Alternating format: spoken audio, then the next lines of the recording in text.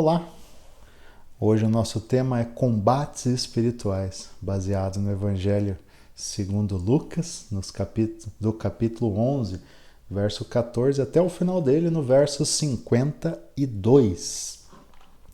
E nós vamos falar a respeito dessa verdade de como nós devemos combater a falsa espiritualidade. Como que nós vamos viver a verdadeira espiritualidade, né? E sabemos que somente o Evangelho da graça de Deus em Jesus Cristo pode salvar o homem. Não tem obras, não tem preço que se pague, é somente o Evangelho da graça de Deus em Jesus Cristo. E graças a Deus por isso, porque se fosse diferente, estaríamos todos condenados. Joel Bick, falando a respeito citando Calvino, fala assim: para Calvino, pietas, que é piedade, designa a atitude correta do homem para com Deus. Esta atitude inclui conhecimento genuíno, culto sincero, fé salvífica, temor filial, submissão no espírito de oração e amor reverente. Vamos de novo. Pietas designa a atitude correta do homem para com Deus. A atitude do homem para com Deus, como nós estamos nos relacionando com o nosso Deus, né? Nós o conhecemos verdadeiramente para nos colocarmos diante dele? Nós prestamos a ele um culto sincero de adoração, entregando todo o nosso ser, ou amando com todo o nosso coração, toda a nossa força, todo o nosso entendimento? Nós cremos verdadeiramente nele, no Cristo ressurreto, no Cristo que se fez homem, veio, pagou por meio da sua morte os nossos pecados, e por isso nós podemos nos achegar até ele e temos vida porque Cristo ressuscitou. Essa fé, ela é genuína, ela é real em nosso coração. Temor filial, reconhecer a paternidade, a bênção da paternidade, né? E a submissão no espírito de oração. Submissão no espírito de oração. Olha só, nós dependemos verdadeiramente de Deus. Essa é um pouco da piedade, da verdadeira espiritualidade que Calvino ele vem trazendo, e esse argumento ele é todo defendido biblicamente por Joel Bick no livro Espiritualidade Reformada, e ele acrescenta também o amor reverente. Nossa lição ela começa tratando a respeito do judaísmo, de como o judaísmo se afastou de Deus, como o judaísmo, ele sendo de certa forma o berço do cristianismo, né, ele rejeitou a Cristo, não reconhece Jesus Cristo como Messias. E um judeu do século XII, ali, Moses Maimonides, escreveu um resumo das principais doutrinas básicas do judaísmo, que declara assim: creio com perfeita fé na vinda do Messias. E embora ele se demore, esperarei diariamente pela sua vinda. Olha só, ele não reconhece Jesus como Messias. O meio do judaísmo, os judeus, eles reconhecem Jesus como um profeta. Veio, fez coisas legais, ele não reconhece nada além disso. E nós? Quem é Jesus para nós? Isso fala a respeito da nossa espiritualidade, da nossa vida verdadeira em Cristo, né? Deus é espírito, importa que seja adorado em espírito e em verdade. Então, como está essa espiritualidade? Como o Espírito tem agido em nosso coração? Será que, como os judeus, nós ainda esperamos alguma coisa diferente, algum sinal diferente? Nós vamos falar disso também.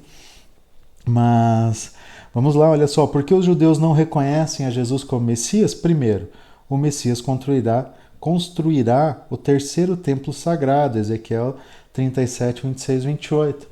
Jesus deixou claro que vocês derrubarão este templo e em 3 dias ele será reconstruído. Jesus é o templo e ele passa esse templo para nós porque o Espírito habita em nós. Segundo, a doutrina da Trindade divide Deus em 3 pessoas, algo contrário ao Shema, a um só Deus, um só Senhor. Deuteronômio 6:4. Então, não entendem a economia da Trindade, como que Deus age, como que Deus Pai, Deus Filho, Deus Espírito agem no meio desse trama, da doutrina da salvação, né? Da aplicação dessa graça, de como Cristo é o executor da obra, o Deus Pai é o planejador. Isso nós temos lá em Efésios capítulo 1, e o Espírito é aquele que aplica em nossos corações e por isso ele habita em nós, né? Então, terceiro, Deus é incorpóreo. Eles não creem que Deus poderia assumir a forma humana, e é interessante isso porque é justamente a doutrina do esvaziamento de Cristo, onde ele se esvazia, se humilha, se faz como nós, para que ele fosse verdadeiramente o nosso substituto. Então, o judaísmo não crê nisso. Mas e nós? Temos essas doutrinas vivas em nosso coração para que a nossa espiritualidade, a nossa fé, a nossa vida com Deus seja efetiva. Como que está seu coração? Vamos começar a olhar. Nós vamos falar sobre os combates espirituais e o primeiro ponto, versos 14 a 26, justamente é a guerra espiritual. Vamos começar pelo texto, versos 14 a 26, do capítulo 11 do Evangelho de Lucas. Certo dia, Jesus estava expulsando um demônio que era mudo. E aconteceu que, ao sair o demônio, o mudo passou a falar. E as multidões se admiravam, mas alguns deles diziam: ele expulsa os demônios pelo poder de Beelzebu, o maioral dos demônios. E outros, tentando-o, pediam dele um sinal vindo do céu. Mas Jesus, sabendo o que passava pela mente deles, disse-lhes: todo reino dividido contra si mesmo ficará deserto, e casa sobre casa cairá. Se também Satanás estiver dividido contra si mesmo, como o seu reino subsistirá? E isto porque vocês dizem que eu expulso os demônios por Beelzebu. E se os filhos de vocês? E se eu expulso os demônios por Beelzebu, por que os filhos de vocês os expulsam? Por isso, eles mesmos serão juízes de vocês. Se, porém, eu expulso os demônios pelo dedo de Deus, certamente é chegado o reino de Deus sobre vocês. Quando o valente, bem armado, guarda sua própria casa, todos os seus bens ficam em segurança. Mas se aparece alguém mais valente do que ele, vence-o, tira-lhe a armadura em que confiava e reparte os seus despojos. Quem não é por mim, é contra mim, e quem comigo não ajunta, espalha. Quando o espírito imundo sai de uma pessoa, anda por lugares áridos, procurando repouso, e não o achando, diz: voltarei para minha casa, de onde saí. Ele, voltando, a encontra varrida e arrumada. Então vai e leva consigo outros 7 espíritos piores do que ele, e entrando, habitam ali. E o último estado daquela pessoa se torna pior do que o primeiro. É interessante que diante da obra de Cristo, no meio dessas pessoas, e lembrando, nós estamos no caminho para Jerusalém. Jesus está se encaminhando para a Páscoa, né? Para a paixão de Cristo, para seu falso julgamento, condenação, morte e ressurreição. Mas diante da obra de Cristo, dessa expulsão desse demônio, nós podemos ver pelo menos 3 reações humanas quanto a isso, né? Admiração. As multidões se admiravam dos feitos de Jesus. Muito tem se falado a respeito de emoções, muito tem se estimulado isso por meio dos ambientes, né? Então, gerar essa emoção. Que máximo isso! Mas isso permanece? Deturpação. Mas alguns dentre eles diziam: ora, ele espelha os demônios pelo poder de Beelzebu, o maioral dos demônios. Então, diante da grandeza do ato de Deus, o povo: não, esse aí não pode ser Deus. Esse aí é o Jesus, filho do carpinteiro. Não, isso aí ele está fazendo por meio do próprio Satanás. Satanás jogando com Satanás, e isso aí está errado. Então, essa deturpação do que está acontecendo, essa falta de fé, né? E tentação. E outros tentando pediam dele um sinal do céu. Se você está fazendo isso, faz mais, mostra mais para nós, mostra do que você é capaz. Mostra se você é capaz de fazer mais do que isso. Então essa é a reação daqueles que não creem diante dos atos de Deus, diante da grandeza de Deus. Atribui a outros, busca por mais experiências, por mais emoção, por mais arrepios, né? Então tem se andado muito nessa linha, infelizmente. Mas como que Jesus lida com isso? Jesus e os críticos. Como Jesus encara os seus críticos? Jesus responde às acusações deles com 3 argumentos. Primeiro, que é contrário à lógica. Não faz sentido eu expulsar os demônios por meio do próprio demônio. Um reino dividido contra si não permanece, né? Então essa ideia de vocês não faz sentido. Mas por outro lado, se eu o faço por Beelzebul, diz Jesus, por quem os filhos de vocês fazem? Por quem os fariseus e os escribas expulsam demônios? Então o exorcismo de vocês também está errado. Alguma coisa não está certo aí. Então Jesus vira o argumento, né? Jesus é muito bom nisso. Terceiro, os milagres de Jesus Cristo revelam a presença do reino de Deus e não o império de Satanás. Então, se eu faço pelo dedo de Deus, se eu faço através de Deus, eu o faço para mostrar que o reino de Deus está chegando. E esse é o ponto. O reino de Deus está chegando. E sim, o reino de Satanás, o reino dos demônios, ele está sucumbindo, ele está perdendo. E por isso esse nervosismo todo da parte deles e esse levante tão forte contra Cristo. Eles estão apavorados. O cantinho deles está sendo ameaçado, né? Então, os milagres de Jesus revelam a presença do reino de Deus e não o império de Satanás. O poder de Jesus, o mais valente, é maior do que o poder de Satanás, o valente. Jesus invadiu o território do inimigo e o destruiu. Satanás é um inimigo poderoso, mas já está derrotado. Obviamente, o poder de Satanás não é comparado ao poder de Cristo. O poder de Satanás é subordinado ao poder de Deus. Então, Satanás não faz nada sem autorização de Deus. Todas as coisas têm um propósito e Deus controla tudo isso. É soberano sobre tudo. Nós conhecemos essa soberania, confiamos nela. Espiritualidade, a espiritualidade viva, uma espiritualidade real, né? Então, não uma falsa espiritualidade. E o segundo ponto desse texto que nós lemos, ele diz a respeito dos riscos da neutralidade. Olha só, Jesus apresenta os riscos da neutralidade quando não ocupamos corretamente o nosso coração. O que tem ocupado o nosso coração? Quais são as coisas que têm entrado e ficado ali? No que nós temos pensado tanto que não temos tido tempo de pensar em outras coisas? Essa é a pergunta que fica, né? Os versos 24 e 26 ali. Como que está essa questão? O que tem ocupado o nosso coração? Será que a palavra de Deus habita em nosso coração? Será que o Espírito de Deus age por meio da palavra em nosso coração, guiando-nos e mudando, transformando nossa mente, transformando a nossa forma de agir, mudando a nossa cosmovisão, forma de ver o mundo? O corpo humano tem um inquilino espiritual. Ou Deus ou os demônios. Isso é certo. Não é neutro.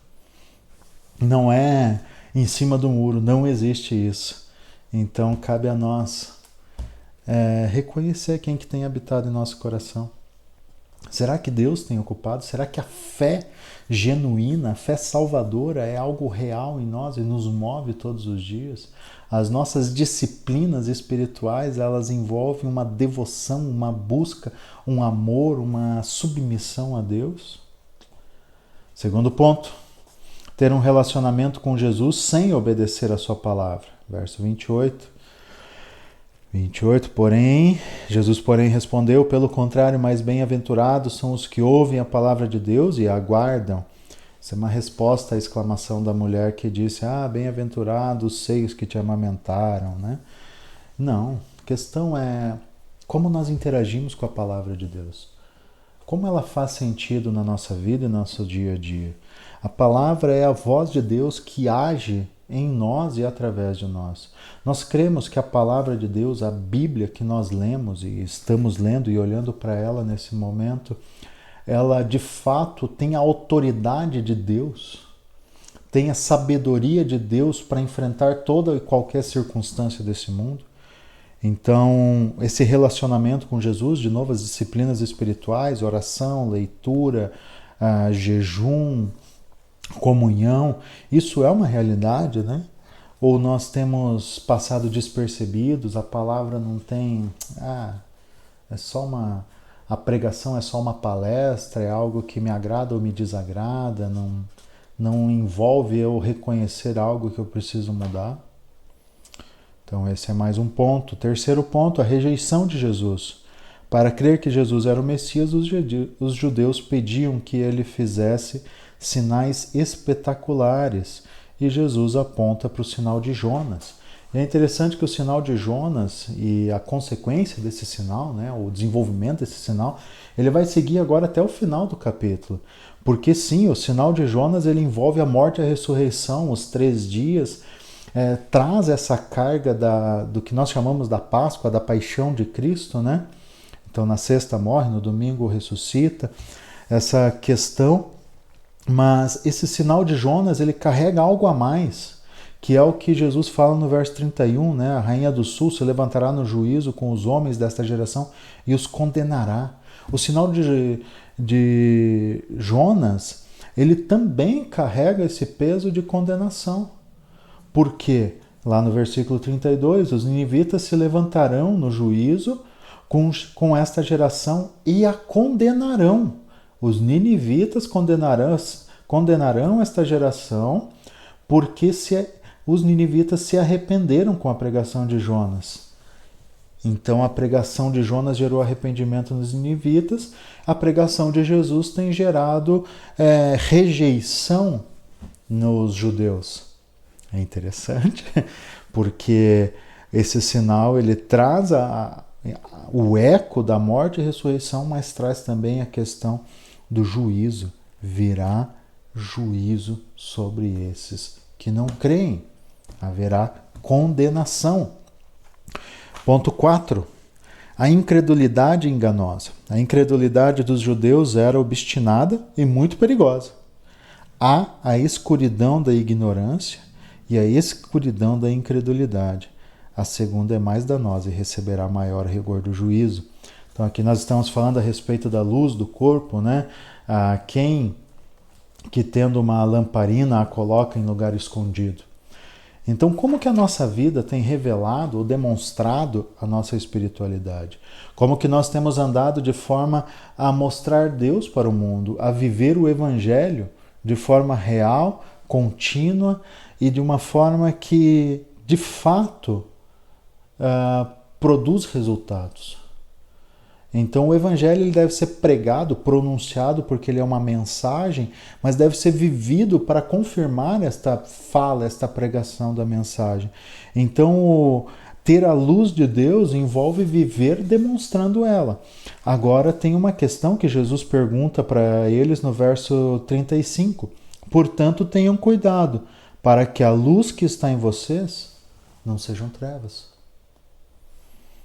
Qual é a luz que está em nós, né? Tudo fica essa pergunta, como que nós estamos? A questão é, nós estamos combatendo essa falsa espiritualidade, abrindo mão dessa vida mundana, essa vida que não obedece a Deus, que não faz sentido de chamar Deus de Pai.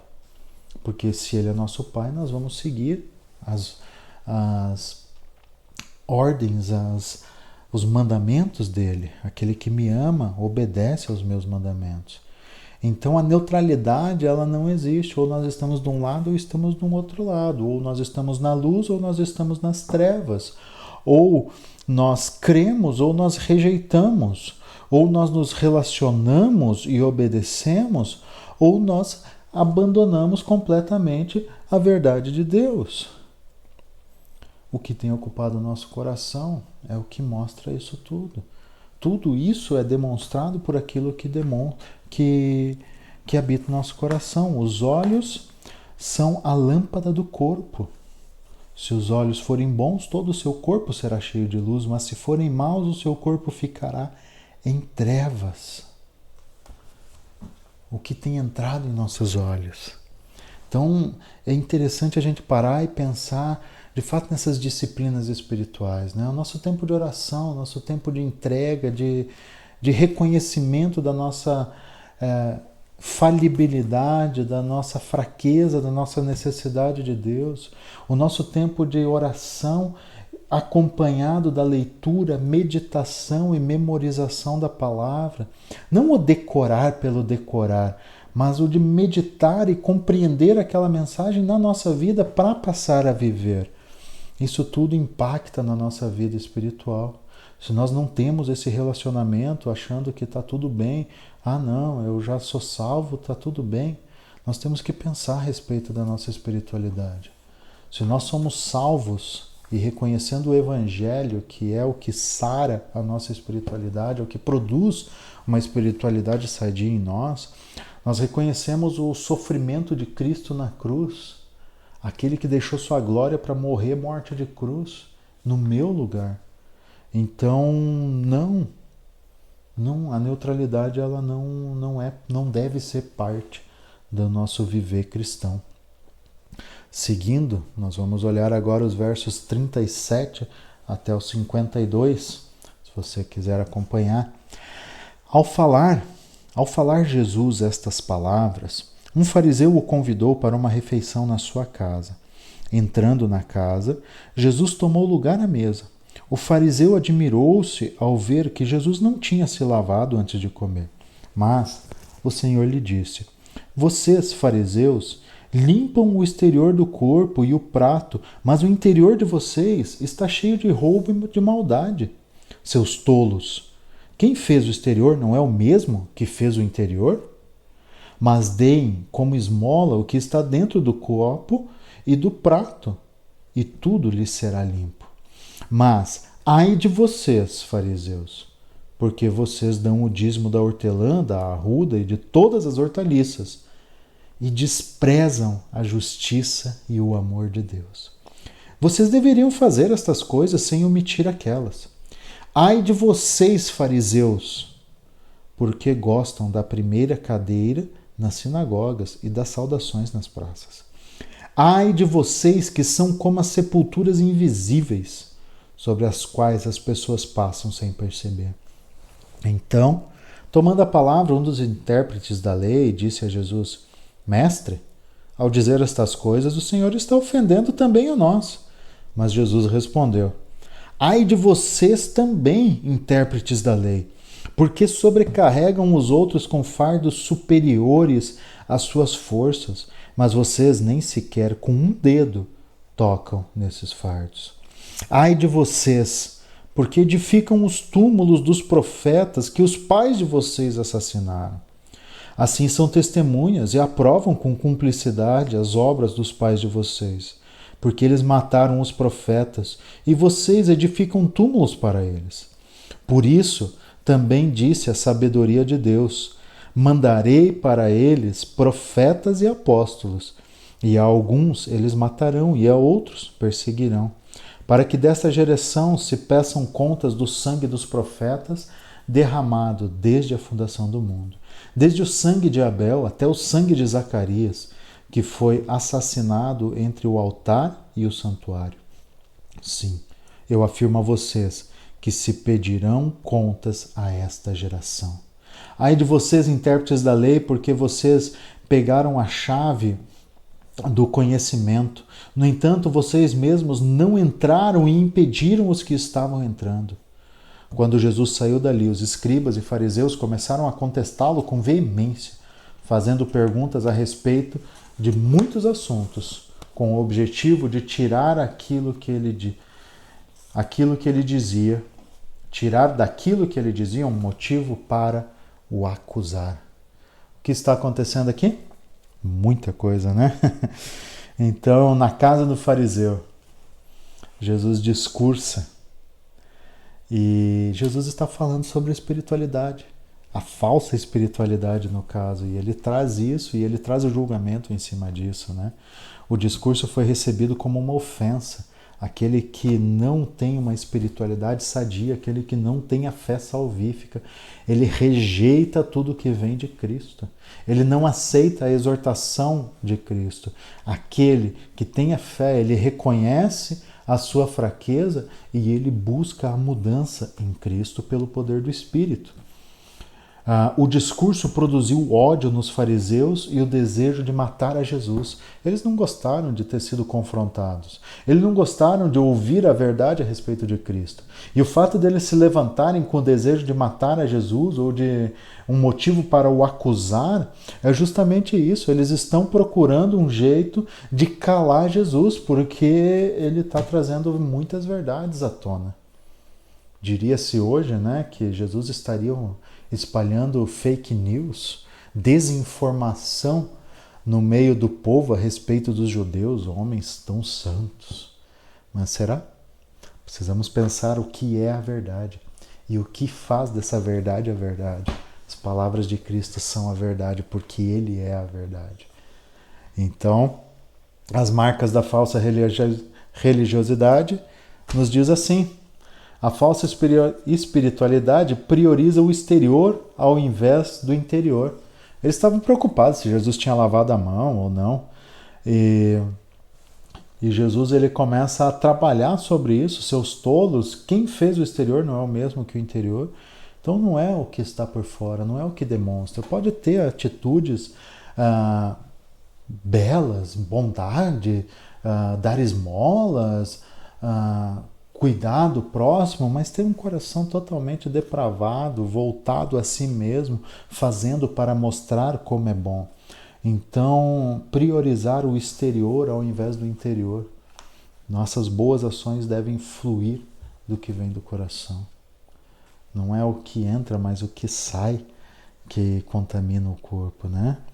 Lavar o corpo enquanto o coração permanece sujo é tão incoerente como lavar por fora um prato ou um vaso sujo. O homem precisa ser purificado no seu interior, pois é de lá que procedem todas as suas maldades. De novo, nós estamos falando aqui a citação de Marcos, capítulo 7, versos 20 a 22, mas o que deve ocupar a mente e o coração do cristão? Como nós temos nutrido nosso coração para dele fluir coisas boas? Ou como nós temos simplesmente tentado fazer, seguido o protocolo, assim, unicamente, para parecer aceitável? Ser e parecer são coisas diferentes. Mas aquele que é também precisa parecer. E aquele que só parece, uma hora vai mostrar que não é. A falsa espiritualidade, ela valoriza preceitos menores em detrimento dos maiores. Então eles dão a justiça de todas, o dízimo de todas as hortaliças, mas eles rejeitam, eles desprezam a justiça e o amor de Deus. Eles cobram, eles não agem com graça, como Deus agiu com graça com todo Israel e Judá durante toda a história deles. Então eles desprezam o que é o principal, que é a justiça e o amor de Deus. Eles desprezam aquilo que faz com que nós sejamos obedientes. Olha só, a justiça e o amor de Deus estavam sendo negligenciados. A justiça de Deus é necessária à nossa salvação e para o nosso relacionamento com as pessoas. E o amor a Deus e ao próximo cumpre a lei e os profetas.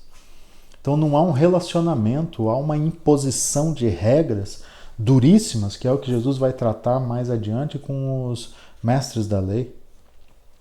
Então a falsa espiritualidade também promove o orgulho e a vaidade humana. E o orgulho e vaidade é aquilo que impede o nosso relacionamento com Deus. A falsa espiritualidade é centrada no homem, ela é antropocêntrica. Ela cria as celebridades religiosas, aqueles que falam aquilo que nós queremos ouvir, aquele que diz que se Deus deixou nós pensarmos ou vermos, Ele vai nos dar, Ele tem que nos dar. Não tem que. Deus não tem que dar isso. Deus permitiu que Moisés visse a terra prometida, porém ele não entrou. Não, Deus não tem que fazer nada para nós. Ele faz por graça. Então a falsa espiritualidade, ela gera essa mentalidade de que Deus é o nosso servo e não nós os servos de Deus. Então ela muda completamente, deturpa o verdadeiro significado do relacionamento que nós temos com Deus. Não glorifica a Deus, mas glorifica o homem e a glória deste mundo, a glória passageira. A falsa espiritualidade, ela carrega esse aspecto muito pesado, diria, de que nós fazemos para receber coisas deste mundo. A falsa espiritualidade não pensa na eternidade. A falsa espiritualidade não olha para frente, não olha para Cristo, não olha para a promessa de Cristo de que Ele voltará e Ele nos levará para morar com Ele, para morar na presença de Deus.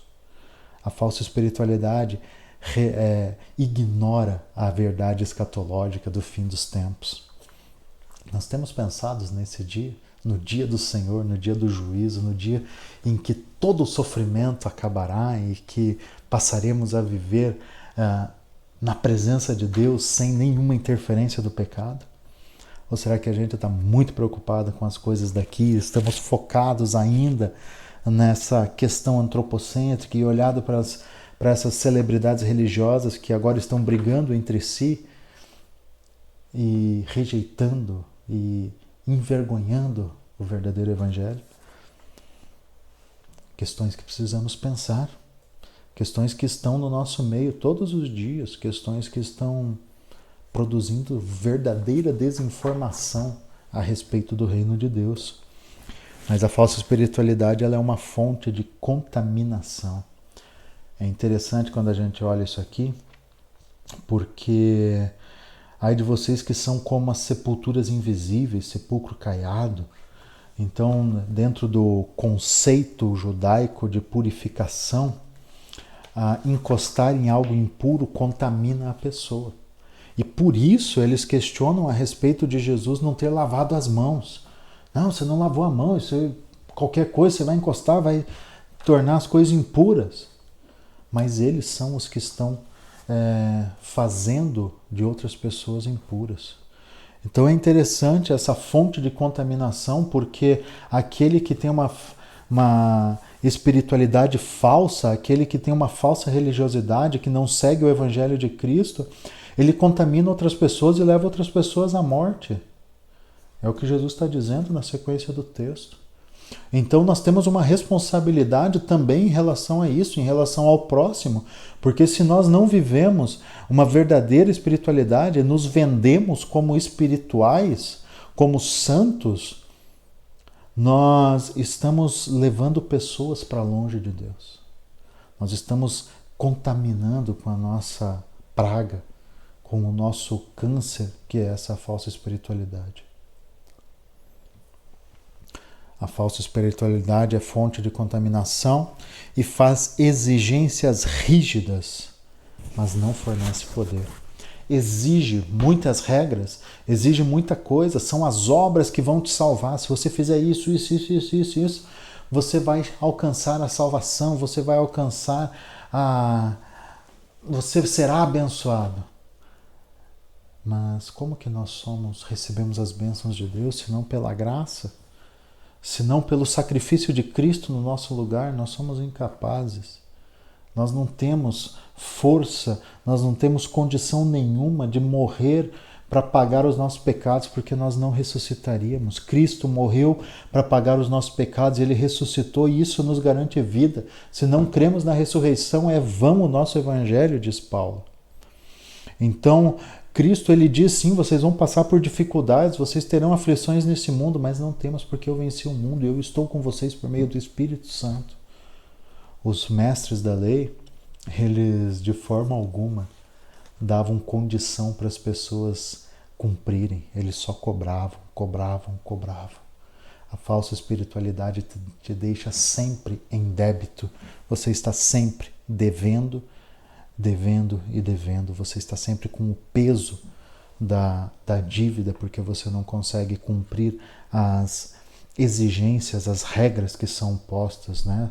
A sobrecarga que é posta sobre as costas das pessoas. E Jesus nos chama, por meio do seu evangelho, a seguir a Ele, porque o fardo dele é leve. Ele carregou tudo. Mas a falsa espiritualidade, ela era uma tradição de família. Sempre foi assim, sempre fizemos assim. Então nós vamos continuar fazendo assim. Irmãos, a nossa vida espiritual, ela é baseada no nosso relacionamento com Deus.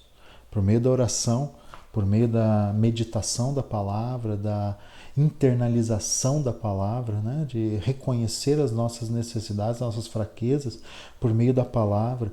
E não porque faziam assim, meu pai fez assim, minha mãe fez assim, minha avó fez assim.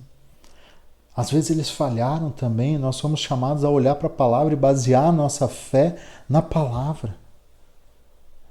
De sairmos dessa linha, dessa roda gigante de que sempre foi feito assim e vai sempre ser feito assim. Nós precisamos olhar para a palavra, olhar para o evangelho que transforma todas as coisas, faz novo, faz tudo novo e viver essa nova vida. Se nossos pais foram bons crentes, sim, podemos imitá-los se eles imitaram a Cristo. Mas nós vamos saber se eles imitaram a Cristo a partir do quanto nós conhecemos o nosso Deus, o quanto nós conhecemos a Cristo, o quanto nós ouvimos o Espírito de Deus. E a falsa espiritualidade, ela também rejeita a revelação de Deus. É o que eles fazem no final ali. Eles rejeitam aquilo que Deus está falando, porque as palavras de Deus para aquele que está condenado são duras, porque revelam, enfatizam, trazem à tona que eles estão condenados. E às vezes eles estão falsamente convencidos de que eles não estão condenados, que eles estão salvos por causa de suas obras, por causa da sua contínua devoção vazia. Então, esses homens, eles rejeitam quando Cristo chama eles a uma vida verdadeira, a um exercer a sua fé com verdade e com realidade. Então, essa condenação, e quando eu disse ali que o sinal de Jonas, ele acompanharia a gente até o final do capítulo, é justamente isso. Então, nós temos pelo menos duas menções a respeito da condenação desta geração. Então a rainha do sul, a rainha de Sabá, que vai visitar Salomão, um pagão que se volta para a sabedoria de Deus, que busca a sabedoria de Deus, aprender da sabedoria de Deus, comparado a esse povo que rejeita a sabedoria de Deus, porque Cristo diz, aqui está quem é maior do que Salomão. Mas ele também fala que os ninivitas se levantarão no juízo com esta geração e a condenarão. E a condenação está a partir do verso 42. Ai de vocês fariseus, verso 43. Ai de vocês fariseus, 44. Ai de vocês que são como sepulturas invisíveis. E aí entra na conversa os mestres da lei, os intérpretes da lei. E Jesus diz no verso 46, ai de vocês, intérpretes da lei. Verso 47, ai de vocês. Então, tem essa condenação, verso 52, ai de vocês, intérpretes da lei.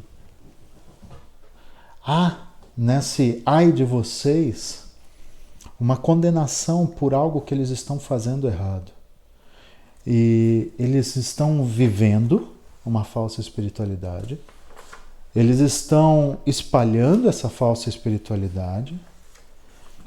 Eles estão matando pessoas. Eles receberam a chave da sabedoria, mas eles não... nem eles entraram para conhecer essa sabedoria. Nós temos a sabedoria de Deus registrada na Bíblia, porque é ela que revela Cristo, revela a verdade sobre Deus. E como que nós temos reagido a isso? Como que o verdadeiro evangelho, que somente o evangelho da graça de Deus em Jesus Cristo pode salvar o homem. Como que essa verdade desse evangelho, ela tem agido em nosso coração a fim de nos fazer rejeitar todos esses caminhos maus que são mostrados pelos fariseus, pelos judeus, de modo geral, aqui os intérpretes da lei.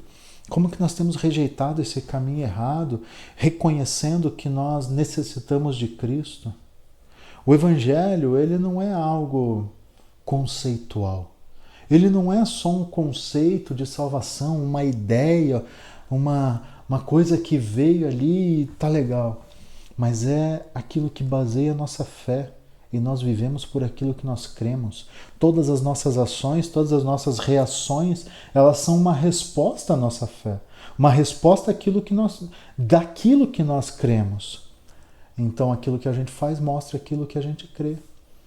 Nós cremos nesse verdadeiro evangelho de Jesus, adorando a Ele, buscando a Ele em todo o tempo?